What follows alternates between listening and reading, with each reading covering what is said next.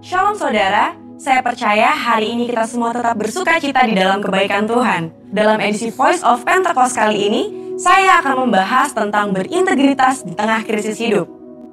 Saudara, di hari-hari ini, ujian integritas sedang terjadi bagi saudara dan saya. Contohnya, apakah kita tetap baik saat dalam tekanan? Akan tetap loyal dalam keadaan kekurangan? Atau justru berkompromi dengan dunia saat sakit, gagal, bahkan sampai saat miskin mendadak? Saudara, perlu kita ingat bahwa integritas adalah hasil pembentukan dan tidak otomatis bisa dimiliki seseorang. Pembentukan integritas membutuhkan ujian, proses, dan waktu. Di dalam Mazmur 1 ayat 1 berkata, "Berbahagialah orang yang tidak berjalan menurut nasihat orang fasik, yang tidak berdiri di jalan orang berdosa, dan yang tidak duduk dalam kumpulan pencemooh." Jadi, melalui ujian, seseorang bisa terbukti apakah ia ada di jalan yang benar atau tidak. Lalu, berapakah lama waktu dari proses pembentukan integritas? 30 hari, 3 bulan, atau 1 tahun? Yang pasti proses ini akan berbeda di setiap individunya. Orang yang dibentuk integritasnya memerlukan kekuatan spiritual, kejiwaan, dan fisik. Asupan ini diperlukan di awal proses, di tengah ujian, hingga akhirnya menjadi pemenang untuk berbuah. Untuk melewati proses pembentukan integritas, kita tentu perlu bertumbuh dan berakar di dalam firman Tuhan. Saudara, penting untuk kita memperhatikan akar dari kehidupan kita. Di dalam Mazmur 1 ayat 1, pemazmur menggambarkan hidup seseorang yang benar, yaitu orang yang tidak tergoda untuk berkompromi dengan nilai kefasikan, dosa, bahkan kumpulan pencemooh. Tentunya, nilai ini dilakukan karena seseorang ini berakar di dalam firman Tuhan.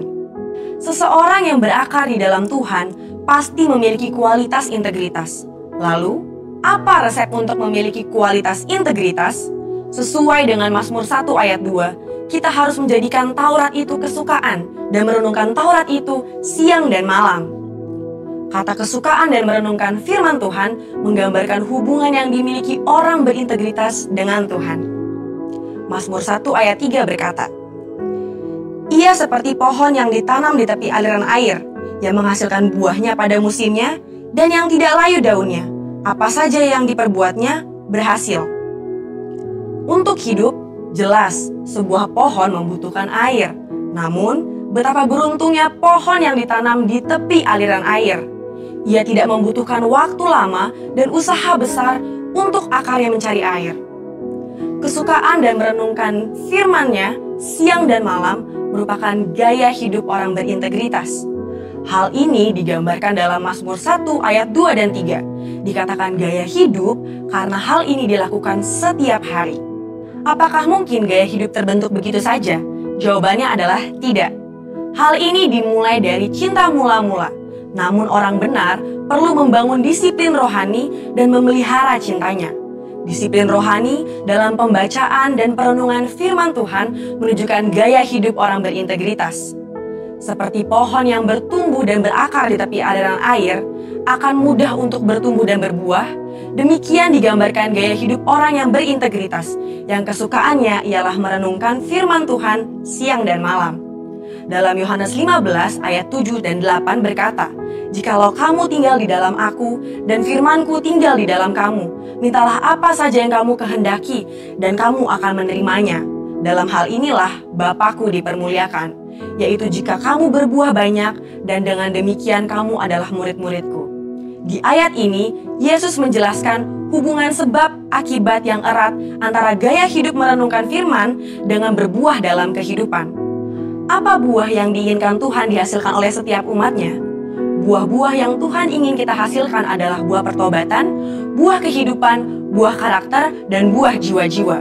Selain itu, apa dampak lain dari tertanam di tepi aliran air? Dalam Mazmur 1 ayat 3 menjelaskan dengan tidak layu daunnya. Hal ini sama dengan kita memiliki daya tahan yang tinggi terhadap berbagai situasi kehidupan. Situasi sulit dan krisis hidup bisa datang kapan saja. Situasi ini dapat mengganggu integritas seorang untuk kompromi dengan dosa, untuk menyakiti sesama, putus pengharapan, bahkan tidak lagi percaya kepada Tuhan. Lewat pemazmur, Tuhan hendak mengatakan kepada kita bahwa dari hubungan seseorang dengan Tuhan, lewat gaya hidup cinta akan firman Tuhan, bukan hanya agar kita berbuah, tapi juga agar kita tetap berintegritas.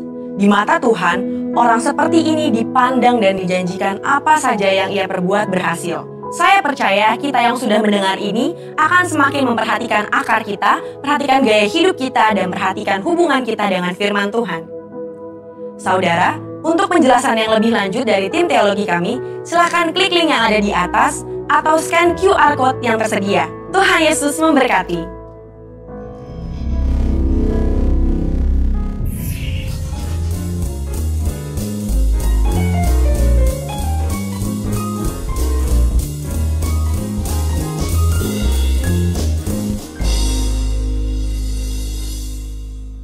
Tuhan, shalom Bapak Ibu Saudara.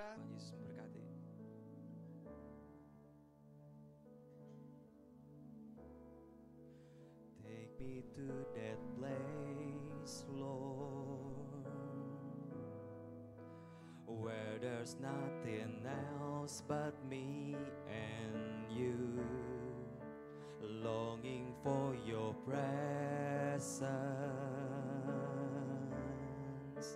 I know that you're calling me to you. Here I stand and long for your embrace.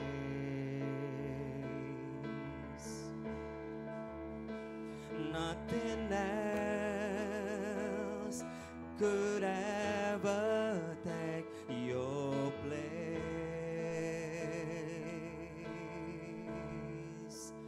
Come, Holy Spirit, fall in this place.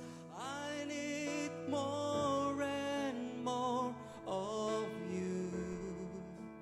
Fill me again with the power of your Spirit. Lord, I'm crying now for more and more of you.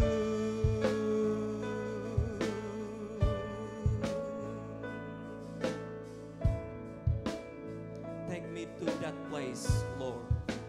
Take me to that place, Lord, where there's nothing else but me and you, longing for your presence. I know that you're calling me to you. Here I stand, here I stand, and long for your embrace.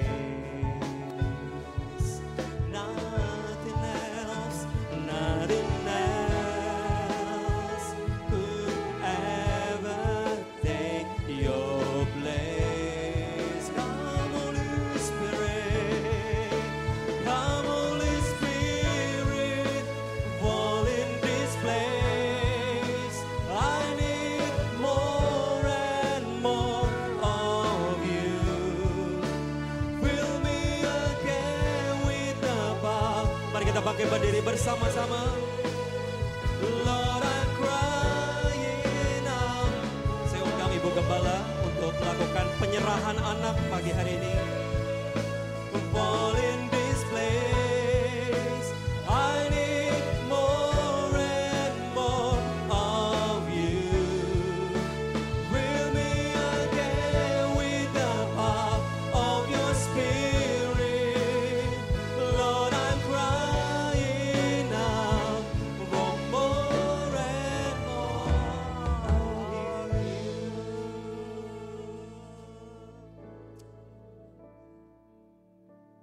Biarlah Holy Spirit, Roh Kudus terus mengalir di antara kami.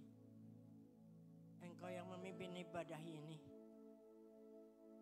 Dan tanpa sia-sia kehadiran kami di tempat ini. Terima kasih Tuhan Yesus untuk Roh Kudus-Mu yang terus menyertai kami. Menuntun, memberikan kami damai dan sejahtera-Mu dan pengertian akan firman-Mu. Terima kasih untuk hari ini Tuhan. Kalau keberadaan kami boleh sempurna datang di hadapan-Mu. Dengan mudah kami boleh menaiki tempat ini dan memuji dan menyembah Engkau. Bukan sekedar kebiasaan, tetapi penyertaan-Mu yang mengizinkan kami. Terima kasih Roh Kudus. Dan kami siap diberkati Tuhan hari ini. Di dalam nama Tuhan Yesus Kristus. Mari yang siap diberkati katakan bersama-sama. Amin. Sorak-sorai yang dahsyat Tuhan Allah kita. Haleluya. Haleluya. Amin. Silakan duduk kembali. Hari ini ada 2 anak yang akan diserahkan terlebih dahulu. Apakah sudah hadir? Ya. Baik, saya undang anak Regina Belvania Nainggolan dan Rafael Yesaya Nainggolan. Dengan ayahnya Regen Francois Susanto Nainggolan, ibunya Desita Adriana Natalia, diwakili oleh Oma dan Opa. Puji Tuhan. Boleh kita bangkit berdiri sekali lagi. Dan kita boleh arahkan tangan kita kepada kedua adik kita ini yang dengan persetujuan orang tua dan keluarganya diserahkan kepada perlindungan Tuhan. Biarlah seluruh kehidupannya diberkati, dilindungi, dinaungi oleh Roh Kudus-Nya Tuhan. Malaikat-malaikat Tuhan berpasukan menyertai anak-anak ini. Dan terus menjadi anak yang takut akan Tuhan dan menjadi berkat di hari depannya. Terus ikut Tuhan, tidak pernah meninggalkan Tuhan. Di dalam nama Tuhan Yesus Kristus, aku menyerahkan engkau Regina dan Rafael ke dalam tangan Tuhan. Perlindungan dan penjagaan daripada Roh Kudus-Nya menudungi engkau, bertumbuh di dalam Tuhan, sempurna di dalam kuasa Yesus. Engkau menjadi anak-anak yang menjadi teladan dan diberkati Tuhan. Anak-anak yang pintar, anak-anak yang boleh bertumbuh di dalam roh, pengenalan akan Tuhan dan beriman, takut akan Tuhan. Berkati Opa dan Omanya Tuhan untuk terus menyertai dan membimbing anak-anak ini di dalam pendidikan yang baik di hadapan Tuhan. Dalam nama Tuhan Yesus Kristus kami berdoa. Amin. Puji Tuhan. Tuhan Yesus memberkati ya Pak. Ini terus setia sama Tuhan ya Pak. Puji Tuhan. Terima kasih. Silahkan kembali. Silahkan duduk kembali. Terima kasih. Shalom semuanya. Bapak Ibu, kalau saya boleh ada hari ini di sini, itu benar-benar hanya karena rencana Tuhan yang dahsyat dalam kehidupan saya khususnya.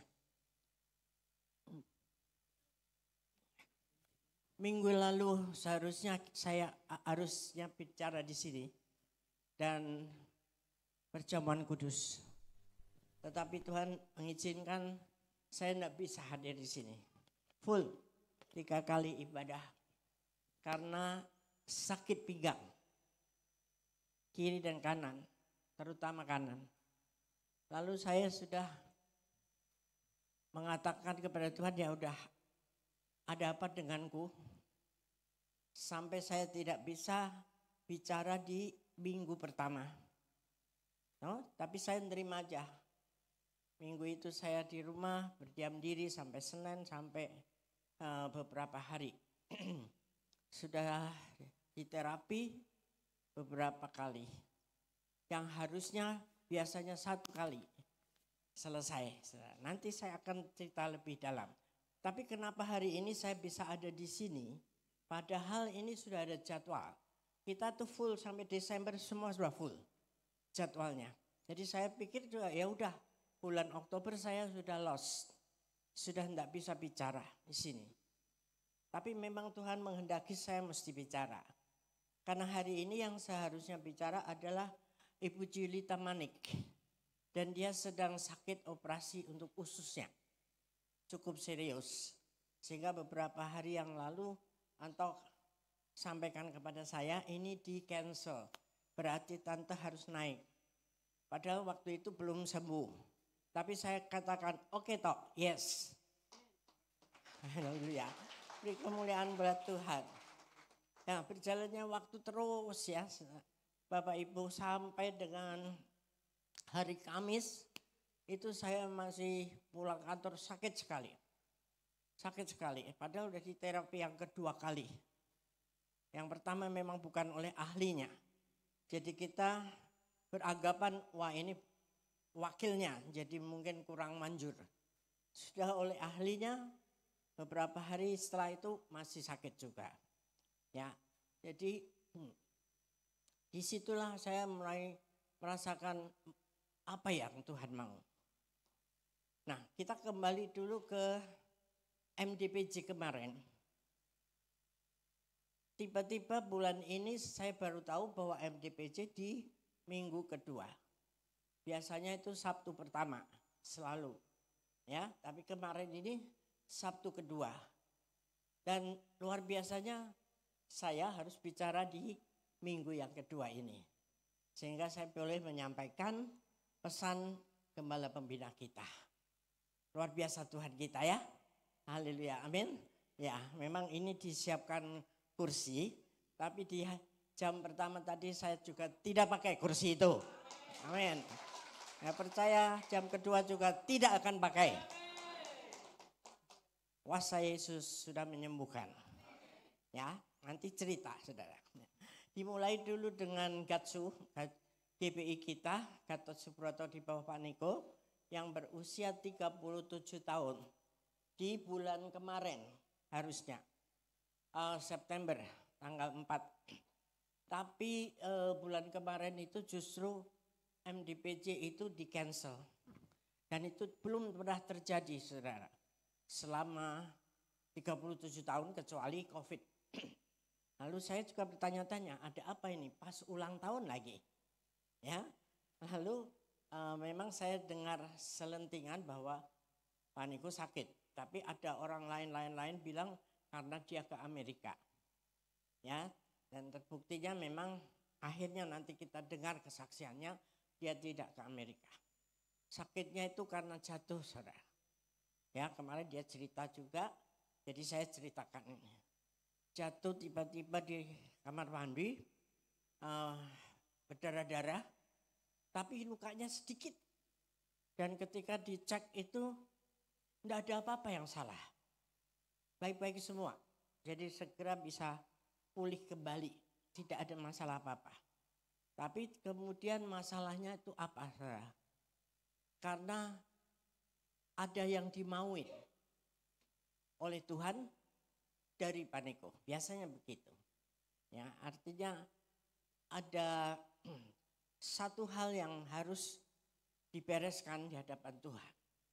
Nah, seperti kita tahu perjalanan 37 tahun dari gereja ini dimulai dari tugasnya Pak Niko sebagai utusan Tuhan masuk ke Jakarta ini dengan pesan untuk pemulihan Pondok Daud. Boleh ditampilkan gambar yang pertama. Pemulihan Pondok Daud atau restorasi Pondok Daud artinya itu memulihkan doa, pujian, penyembahan. Karena orang waktu itu 37 tahun yang lalu ada gereja-gereja yang masih sunyi-sunyi saudara. Ya, kalau di rumah juga jarang memuji Tuhan. Baca firman juga jarang. Kecuali kalau di kita di GBI memang sudah lebih banyak itu ya. Nah, itu tugas dia untuk membangkitkan itu semua. Dan itu terjadi mulai dari Indonesia sampai berjalannya waktu belasan tahun itu berkembang terus. Seluruh Indonesia diberkati dengan pujian penyembahan. Lagu-lagu yang Pak Niko dapatkan dari Tuhan ada 10 album meledak semuanya. Orang sakit disembuhkan, ada KKR yang dilakukan seluruh Indonesia. Kemudian akhirnya sampai tujuannya apa saudara? Pemulihan Pondok Daud itu. Yuk, tadi gambarnya belum. Tujuannya apa? Supaya semua orang lain mencari Tuhan dan segala bangsa yang tidak mengenal Allah, yang kusebut milikku.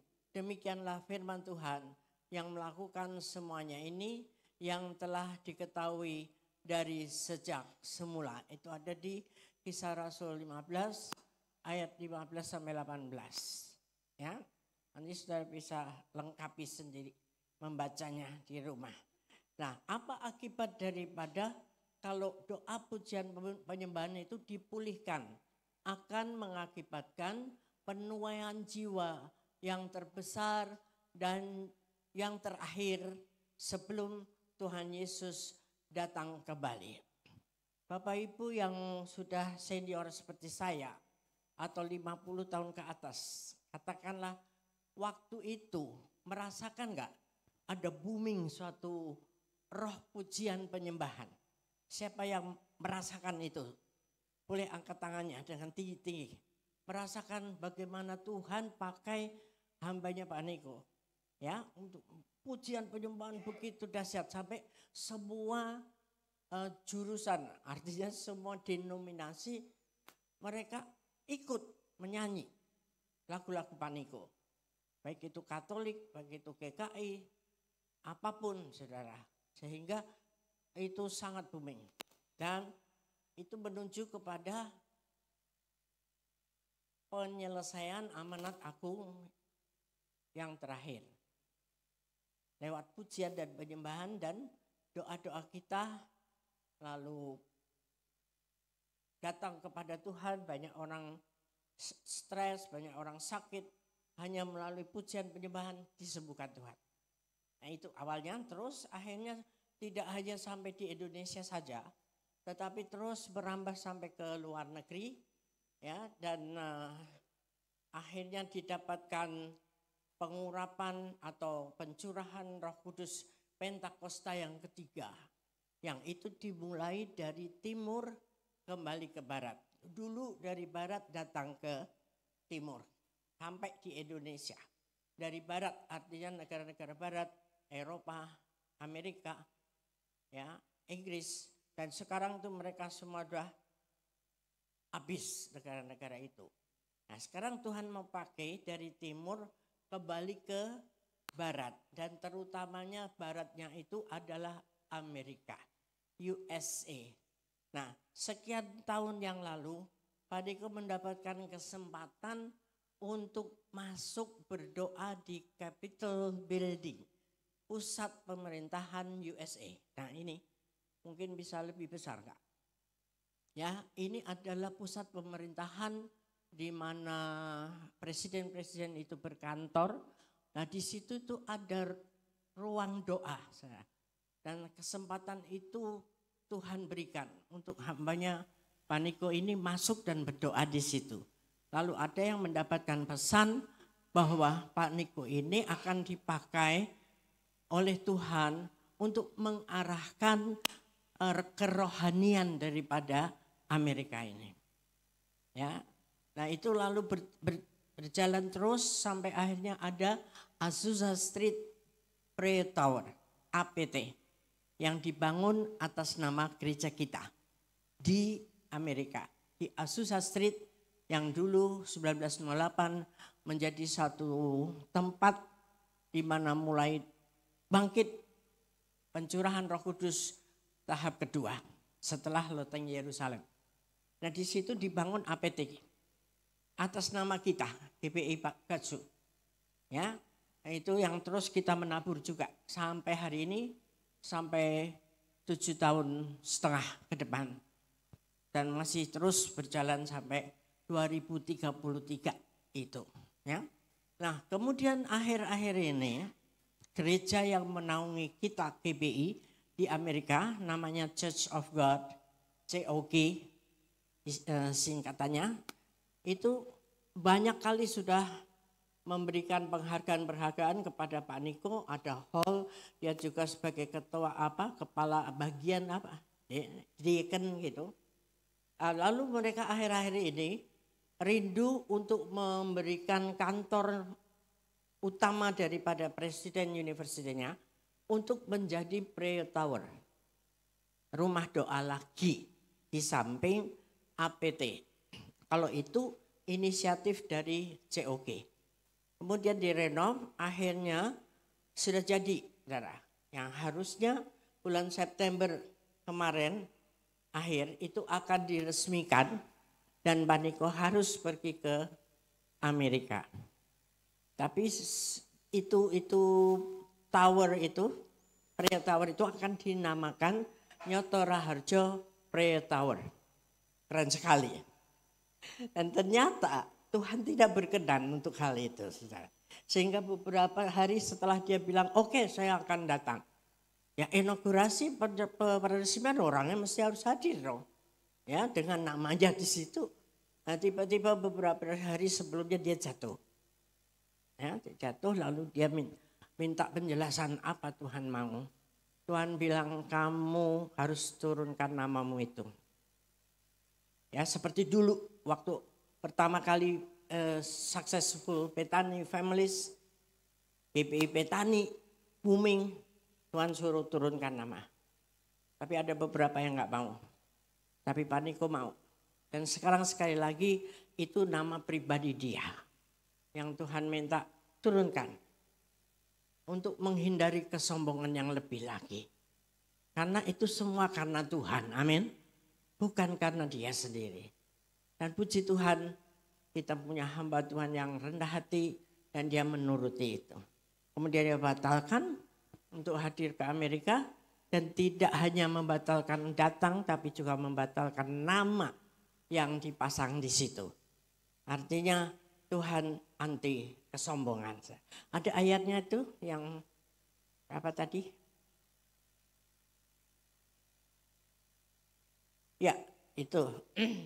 Yakobus 4 ayat 6, Allah menentang orang yang congkak, tetapi memberi anugerah kepada orang yang rendah hati. Orang yang sombong atau congkak itu artinya orang yang tidak memiliki kasih. Jadi ingat-ingat saudara, mungkin engkau tidak sombong, tapi tersirat karena banyak yang memuji, banyak yang ngomongin, viralin, ini bahaya. Walaupun hati kita bilang aku enggak sombong. Seringkali orang mengatakan aku ini enggak sombong loh, enggak ngomong sombong. Lalu dia ceritakan tentang dirinya. Nah itu sudah sombong. Ya, hati-hati kita bilang enggak sombong. Ya, udah diem aja dah sama Tuhan. Karena semuanya itu berasalnya hanya dari Tuhan saja. Kemudian ada sesuatu yang Tuhan juga sampaikan, kecuali tidak sombong. Ya. Jadi apa yang dialami Pak Niko itu, dia bilang ini sebetulnya dilemahkan bahasanya. Tubuhnya ini dilemahkan oleh Tuhan, mengalami sesuatu supaya tidak sombong dan tidak bisa banyak bergerak. Itu dokter juga bilang tidak boleh ke Amerika. Ya, lalu ada quote tulisan itu yang mengatakan untuk orang yang akan dipakai oleh Tuhan akan dilemahkan. Bisa, bro? Segera saja. Bukan. Orang yang akan dipakai Tuhan lebih. Ya. Kalau kita mau dipakai Tuhan dengan lebih dahsyat, maka kita harus dilemahkan. Dilemahkan artinya tiba-tiba jatuh, tiba-tiba nggak boleh kemana. Ya, nggak ada masalahnya, nggak ada sebabnya, nggak ada sakitnya. Begitu saudara. Agar kita ini merasa nggak mampu lagi dan menyerah kepada Tuhan. Itu maksudnya. Nah di dalam itu kita punya ayat seperti yang Rasul Paulus dapat jawaban dari Tuhan atas keresahannya. Paulus itu punya duri dalam daging. Kalau saudara perhatikan, ada entah sakit apa, tapi dia punya beban sesuatu yang menimpa tubuhnya, yang gak sembuh-sembuh. Lalu dia minta, Tuhan tolonglah sembuhin saya. Lalu jawaban Tuhan di 2 Korintus 12 ayat 9 dan 10. Apa jawabnya? Yuk baca sama-sama deh. Cukuplah anugerahku bagimu, sebab justru dalam kelemahanlah kuasaku menjadi sempurna. 10-nya. Karena itu aku senang dan rela di dalam kelemahan, di dalam kesukaran, di dalam penganiayaan dan pengadaran. Karena Kristus, sebab jika aku lemah, maka aku kuat. Yang setuju aja katakan amin. Jadi kalau dilemahkan Tuhan, terima aja. Amin. Amin. Enggak enak Bu, ya enggak enak. Namanya dilemahkan, yang tadinya sok keren, sok jagoan. Amin. Mau dilemahkan Tuhan? Jangan cepat-cepat bilang mau ya, pikirin dulu loh. Tapi nanti ada waktunya kita pasti dipulihkan Tuhan dan lalu naik selevel lagi. Nah, persis sekali itu yang saya alami juga saudara. Persis 2 minggu yang lalu, ya, tiba-tiba pinggul sakit sekali. Tapi saya masih hadir di sini. 3 kali ibadah. Sore saya khotbah, walaupun sangat sakit sebetulnya. Nah setelah itu Senin ke sana istirahat. Ya Tuhan memberikan waktu untuk kita ini intim. Saya sering katakan beberapa saat yang lalu ya, harus banyak intim dengan Tuhan, bukan? Ambil waktu berdiam sendiri sama Tuhan. Rupanya masih kurang yang saya lakukan. Sehingga Tuhan paksakan untuk melemahkan tubuh saya yang tidak pernah berhenti berjalan. Ya. Satu, karena Tuhan pengen kita lebih banyak intim dengan Dia. Melalui apa? Caranya bagaimana? Saya kan bilang saya kan selalu berhubungan dengan Engkau Tuhan. Tapi ada kurang. Supaya apa? Ini saya nemu buku ini. The Power of Crying Out. Jadi tidak cukup kita datang berdoa, tapi harus crying out. Ini suaranya bengung ya. Crying out artinya tuh menjerit, meraung-raung sama Tuhan. Untuk keadaan kita, bukan minta belas kasihan saja, tetapi menyerah kepada Tuhan secara full. Aku enggak ada apa-apanya lagi. Nah itu yang saya alami saudara. Ketika sudah berapa kali kita udah di terapi, biasanya 1 kali cukup. Tetapi kenapa ini enggak sembuh-sembuh? Itu. Sehingga saya mengatakan kepada Tuhan, oke. Kalau memang Tuhan mau, saya tetap melayani kau. Jangan seperti ini. Saya enggak bisa. Karena saya enggak punya teman siapa-siapa di rumah ini. Semua saya harus lakukan sendiri. Ya, kalau siang ada yang bantu, tapi sore sudah enggak ada. Itu sedih banget, saudara. Ketika sudah di terapi, kumat lagi. Di terapi kedua kali, kumat lagi. Saya pikir, waduh apa sudah enggak bisa sembuh. Gitu kan? Wah itu iblis intimidasi banyak, saudara. Hati-hati kamu nanti pakai kursi roda, kamu nanti sudah nggak bisa apa-apa dan sebagainya, dan mungkin ada penyakit lain lagi, banyak hal. Nah, lalu ketika saya temukan buku ini, nangis sama Tuhan. Benar-benar Tuhan, yang Pak Irwan kemarin 2 minggu lalu mengatakan sampai tersungkur di hadapan Tuhan. Saya nggak bisa tersungkur karena kakinya sakit. Ya. Tapi nangis, saudara. Nggak ada orang di rumah, nangis aja yang keras-keras, saudara. Itu namanya crying out. Berseru bahasa Indonesianya. Berseru dengan nyaring suara. Itu seperti itu. Habis-habisan deh, Tuhan ini aku. Engkau sanggup memberikan yang terbaik buatku. Tapi kalau Tuhan masih sedang mengadakan pelemahan ini buat aku, ya aku terima. Bahasa kerennya tuh injury time. Waktu kesakitan. Waktu di mana kita menghadapi masalah. Entah itu sakit penyakit, entah itu sakit di hati, entah itu ekonomi sedang terpuruk. Di saat-saat yang seperti itu, berseru kepada Tuhan.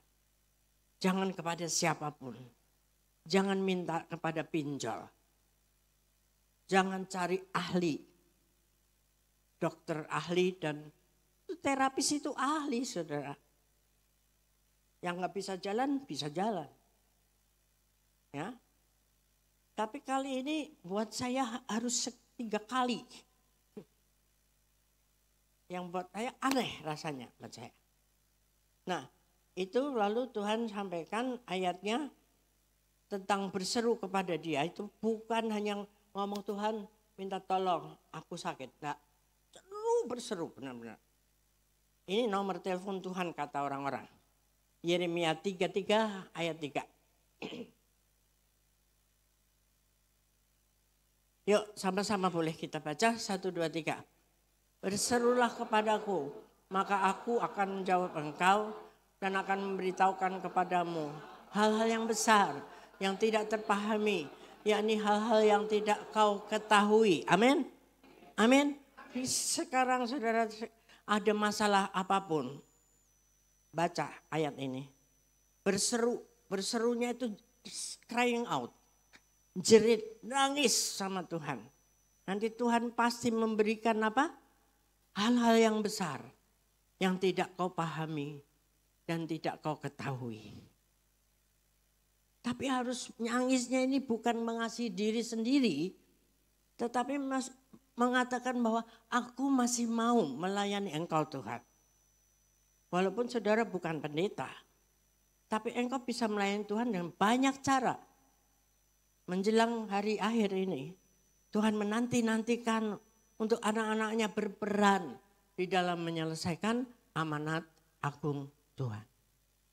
Ya, terutama juga masalah-masalah hati. Kalau kita nggak bisa, saya kalau lihat dia tetap saya masih jengkel dan jengkol.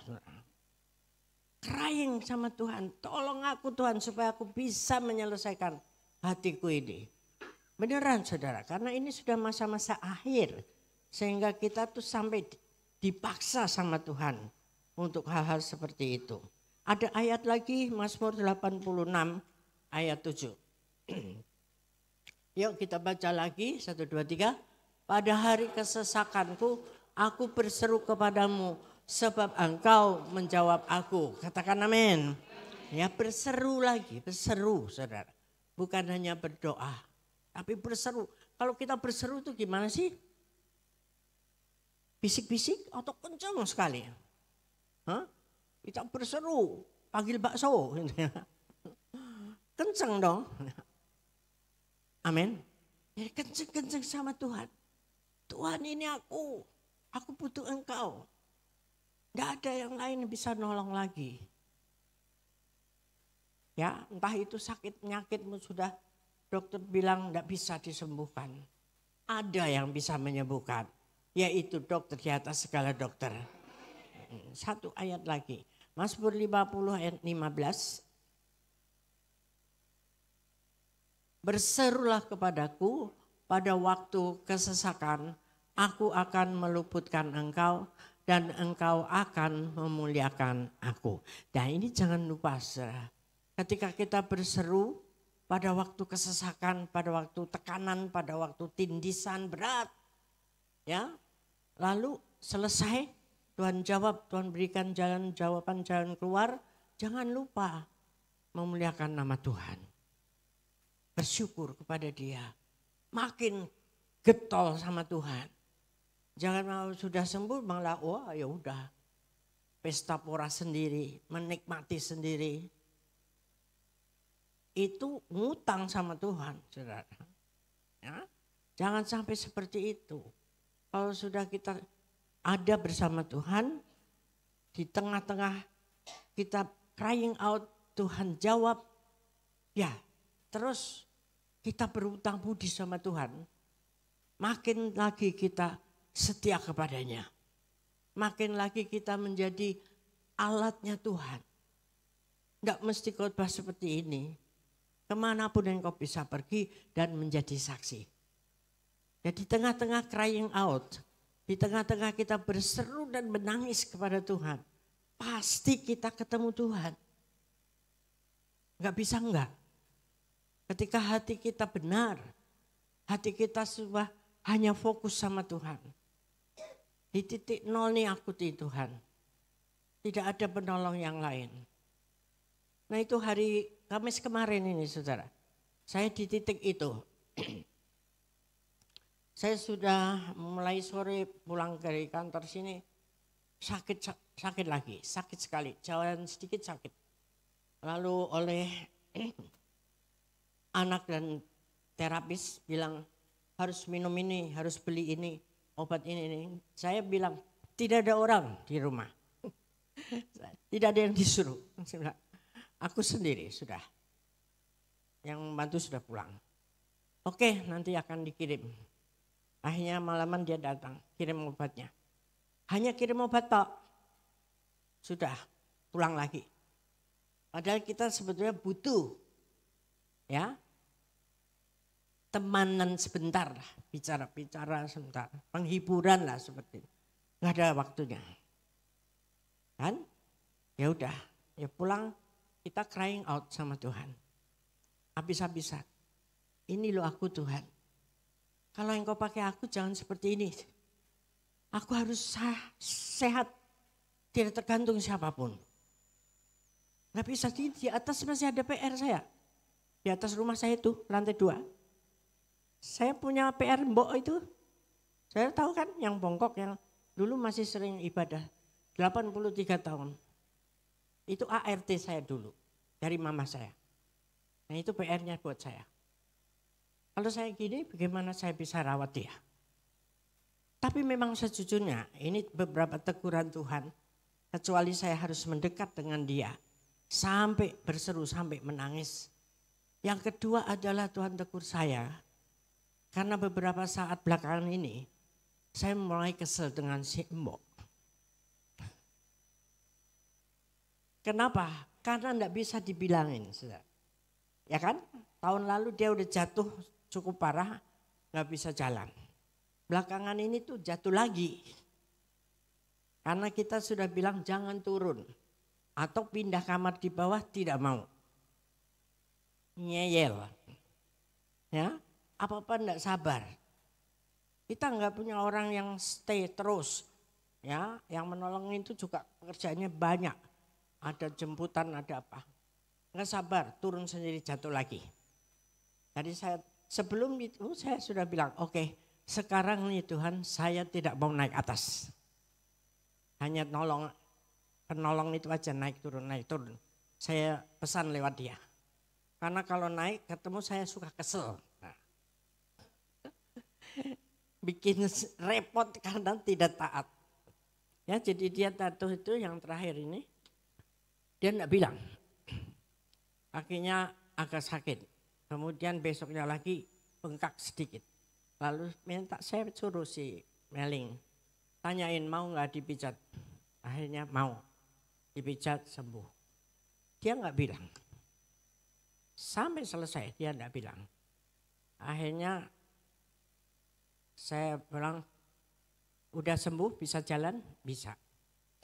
Bisa turun untuk full? Bisa. Ya udah selesai. Ya saya tidak mau banyak berhubungan karena nanti saya bisa salah ngomong. Bisa emosi. Nah.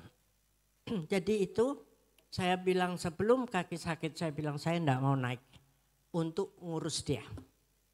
Cukup kau Meling. Nah setelah beberapa hari itu saya dibuat Tuhan tidak bisa naik.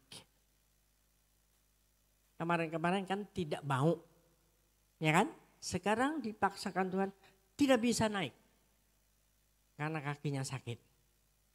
Itulah Bapak kita.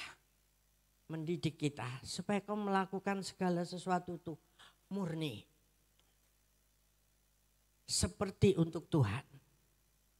Ayat masih ada kan? Kolose 3, 23. Lakukan segala sesuatu seperti untuk Tuhan. Itu loh kuncinya saudara. Ya, jadi persis hari ini 2 minggu. Saya dirumahkan Tuhan. Artinya diistirahatkan. 2 minggu itu saya baru naik hari ini ke sini. Naik ke lantai 2. Datang saya ke kantor sebentar, tapi enggak naik. Nah di rumah sudah lama saya enggak naik ke atas. Ngambek sih istilahnya. Ya, tapi hari ini Tuhan pulihkan. Nah hari Kamis malam itu saudara jawabannya. Belum selesai nih ceritanya. Masih sabar enggak? Saya sudah semua selesaikan tuh ya. Ini loh begini Tuhan, gini. Malamnya saya tidur, saya mimpi. Duduk di bangku seperti ini. Duduk dulu sebentar. Terus Tuhan di belakang saya. Merangkul. Dengan senyumnya. Saya nengok begini doang. Enggak ngomong apa-apa. Tapi dia merangkul saya. Di situ saya nangis. Bahwa engkau tuh tidak pernah sendirian. Aku selalu ada. Itu yang saya tangkap. Oleh karena itu ketika engkau sendiri kesepian di dalam kesakitan. Siapapun Anda. Baik manula maupun yang masih muda. Sering juga tinggal sendirian. Mungkin engkau anak perantauan. Jangan pernah takut. Yesus menyertai kita. Luar biasa saudara. Jadi ketika injury time datang itu. Kita pasti ada hubungan dengan Tuhan. Dan ada perjumpaan dengan Tuhan. Hari-hari ini harus lebih serius dengan Tuhan. Tahun Yahudi tahun ini adalah 5786. September tanggal 18 kemarin. Yang diambil biasanya 2 angka terakhir. Angka 6 terakhir. Itu yang lebih bermakna, itu adalah angka manusia. Yaitu manusia itu apa? Penderitaan. Manusia itu angkanya 6. Lalu Allah 7 sempurna. Tapi depannya 8. 8 itu adalah simbolnya pintu-pintu yang terbuka. Mungkin saudara ingat tahun lalu kita bahas. Pintu-pintu terbuka. Jadi kalau engkau ada di dalam penderitaan dengan angka 6 angka manusia itu. Manusia banyak penderitaannya. Engkau masuk di dalam banyak penderitaannya. Ada banyak hal-hal yang aneh-aneh terjadi mendadak-mendadak. Di tahun ini P5 namanya. VAV 5786. Engkau terus cari Tuhan tadi berseru sama Tuhan. Lalu pintu-pintu terbuka. Amin. Beri kemuliaan buat Allah kita. Pemulihan segala sesuatu terjadi. Pasti. Asal hati kita murni. Saudara. Tadi saya ini berdiri kedua kali di sini. Sedikit sekali. Enggak ada rasa sakitnya. Amin. Kemarin aja di SICC saya nggak bisa berdiri lama. Saya duduk, bangun lagi. Tapi sekarang kursi nggak saya pakai. Tuhan pulihkan. Nurut aja. Ambil bagian di dalam penderitaannya kan. Beberapa saat lalu saya selalu sampaikan ayat itu. Ikut ambil bagian di dalam penderitaannya. Tidak hanya menikmati kuasa kebangkitannya saja. Tetapi yang bagian keduanya harus kita ikut serta. Ambil bagian di dalam penderitaannya nyanya besar Kristus. Penderitaan Yesus kita nggak bisa, nggak kuat. Tetapi ambil bagian sedikit aja yang Tuhan izinkan terjadi. Jangan ditolak-tolak, ditengking-tengking. Jangan dikomplainin. Aku udah melayani Engkau Tuhan. Aku udah berbuat baik. Aku udah ini, udah itu. Pret Tuhan bilang. Itu hakku. Berapa lama aku izinkan engkau dalam injury time. Sesuai dengan seruanmu tuh kepadaku. Dari hatimu yang terdalam atau pas butuh aja. Beberapa saat lalu kan saya sampaikan keintiman ada 3 macam dah. Keintiman pas butuh, pas ada masalah. Keintiman apa tuh namanya? Aktif ya, proaktif. Lalu ada keintiman yang karena lingkungannya terus mendorong kita untuk intim sama Tuhan, ya kita intim sama Tuhan. Tapi yang terakhir, yang otomatis itu adalah keintiman yang terus menerus sama Tuhan. Di saat kita masak, di saat kita kerja, di saat kita belanja, terus kita dalam keintiman dengan Tuhan. Supaya nggak salah-salah ngomong, nggak salah-salah emosi, ya sedikit disalib orang, udah dikejar kembali, padahal baru pulang di gereja. Itu sangat banyak. Nah, hari-hari ini kita harus turuti bagaimana caranya kita menyenangkan Tuhan agar hal-hal yang ajaib terjadi atas hidup kita. Dan kita bisa menjadi berkat lebih lagi karena kita bersaksi di dalam nama Yesus Kristus. Amin. Doakan para pemimpin-pemimpin. Ya, pemimpin gereja-gereja ini sudah banyak, saudara. Ya, kemarin dulu kan itu Pak Jo udah banyak injury, banyak kesakitan. Sudah baik tapi belum sempurna. Kemarin juga saya dengar Bapak Silas juga sama seperti saya, katanya pinggang sakit sampai ke dokter dia.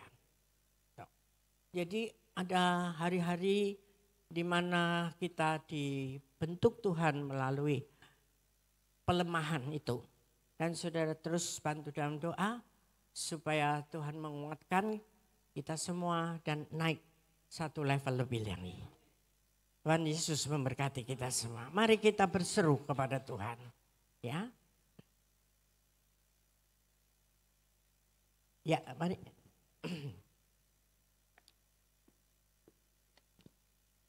Perjamuan udah kemarin kan ya. Jangan perjamuan lagi. Ya, ada lagu lama yang mengatakan Yesus hanya sejauh doa. Tapi kita terus berseru dengan suara nyaring. Yuk kita bangkit berdiri. Mari kita sambut firman Tuhan hari ini. Dengan berseru kepada Tuhan. Apapun yang terjadi dalam hidup kita. Bersyukur dan berseru kepada Tuhan.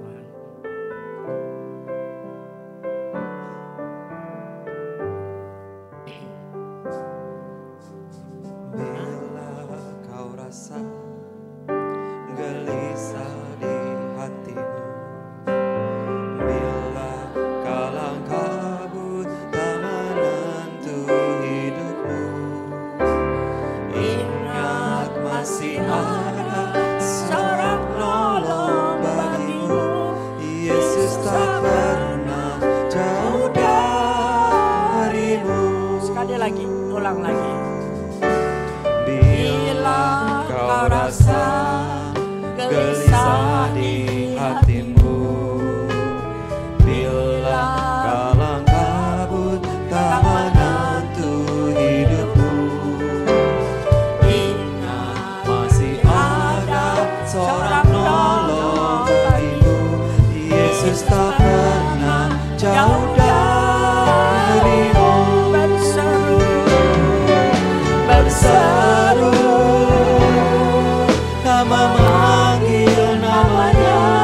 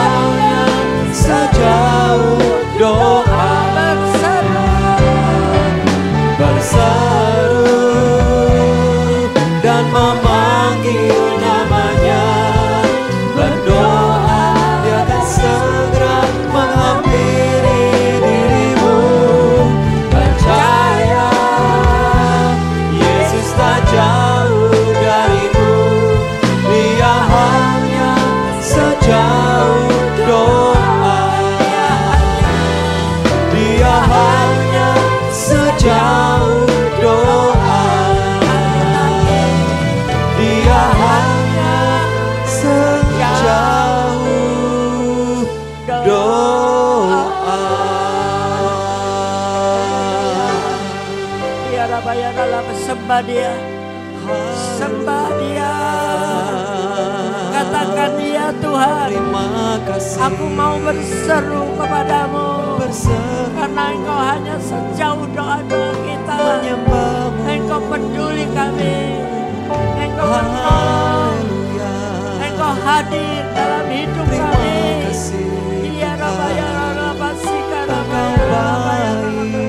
Iya Rabaya Rabasika. Bersyukur. Iya Rabaya Rabasika Rabaya. Iya Rabaya Rabasika Rabaya. Terima kasih Tuhan, terima kasih. Terima kasih untuk pelajaran-pelajaran yang Kau beri kepada kami semua. Kalau hari ini mungkin ada saudara yang sedang ada di dalam pelemahan oleh Tuhan, Engkau boleh angkat tangan.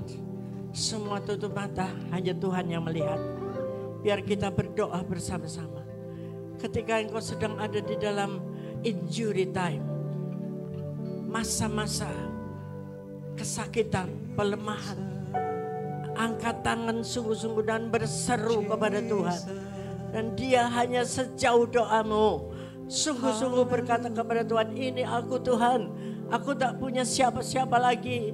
Hanya Engkau yang sanggup menolong aku. Hanya Engkau yang sanggup membukakan jalan bagiku.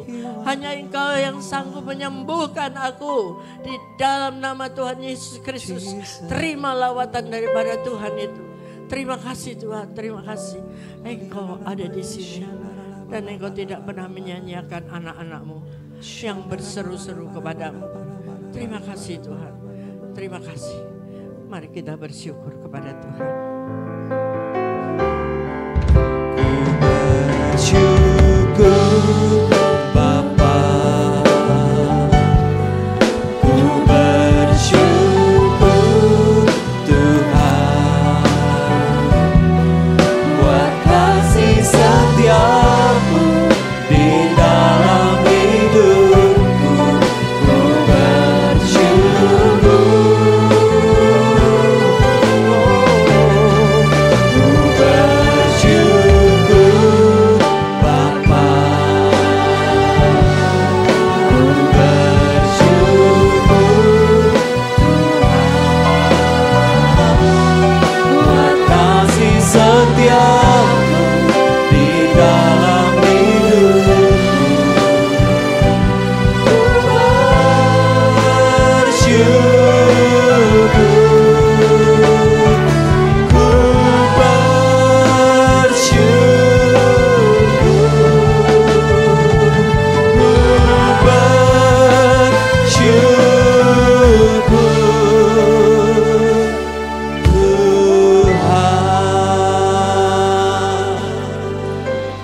Haleluya, haleluya, haleluya. Terima kasih Tuhan.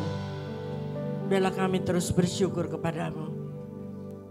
Waktu-waktu yang tidak enak sekalipun, kami tetap bersyukur. Karena Tuhan akan menyelesaikan semuanya. Tepat pada waktunya, bukan waktu kita.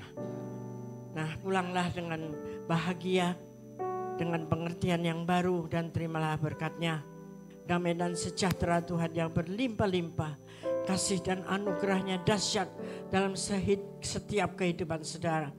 Dan terus berjanji makin intim dengan Tuhan, berseru kepada Tuhan terus pada hari ini sampai Tuhan datang kembali. Haleluya, yang setuju katakan amin. Minta maaf saya tidak salaman dulu di sana hari ini ya. Tuhan berkati.